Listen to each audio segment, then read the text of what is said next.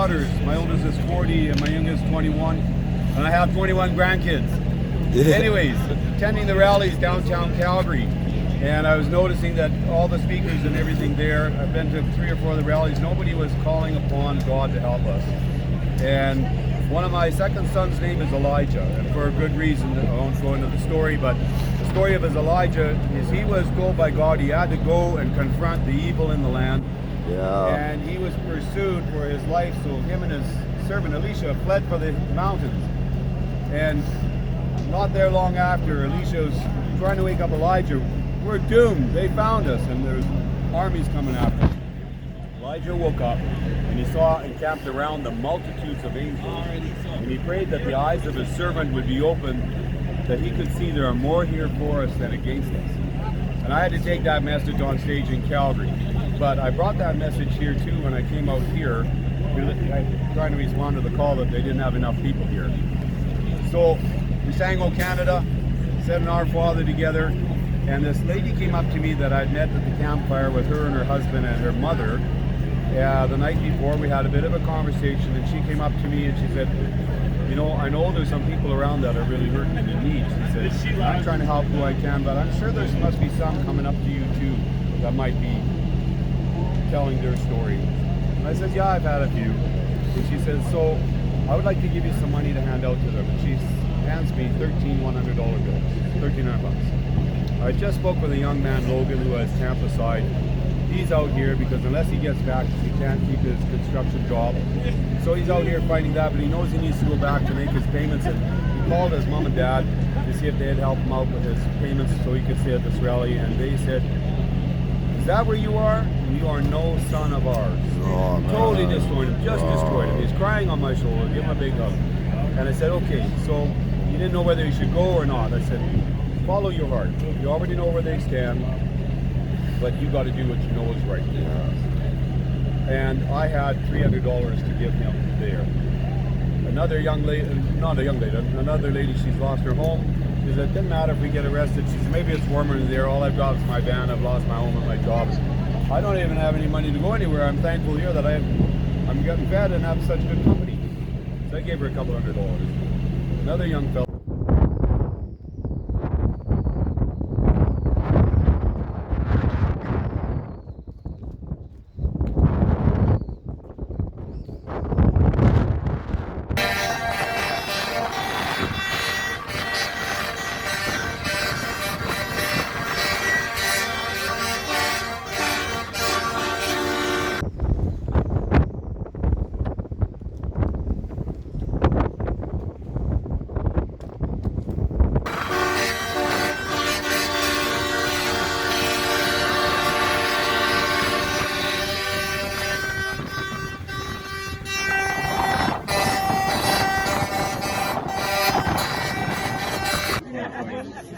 Oh, Evelyn, yes, absolutely. Evelyn from Sarasota. Yeah, these are girders. This one is. Looking for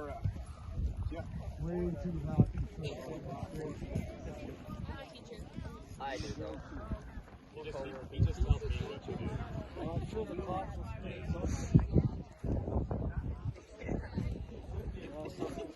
Somebody get one.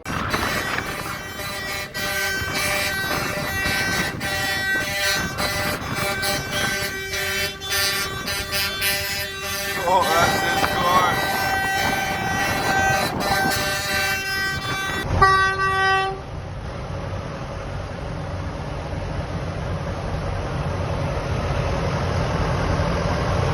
Here's Coutts.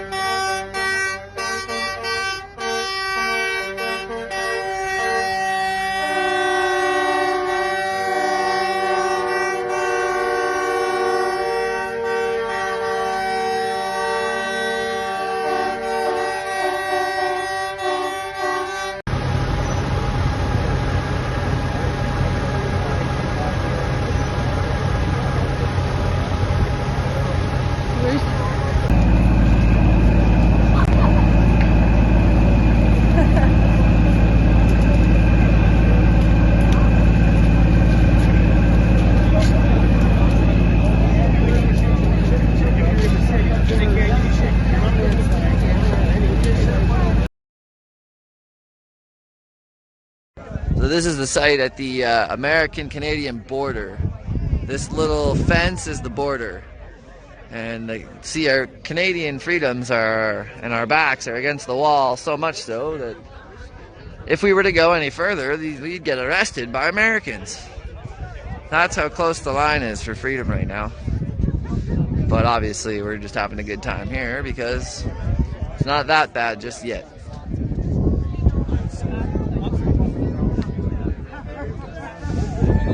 It's really awesome talking to Americans.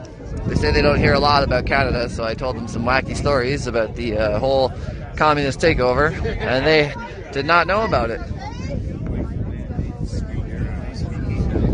This is the town of Sweetgrass, Montana.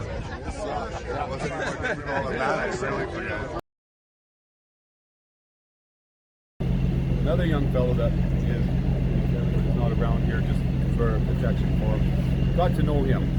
3 young children. He had a head injury at work, and he doesn't want to take the vaccination to return to work. Afraid of it. So he's here. And I was able to give him $300.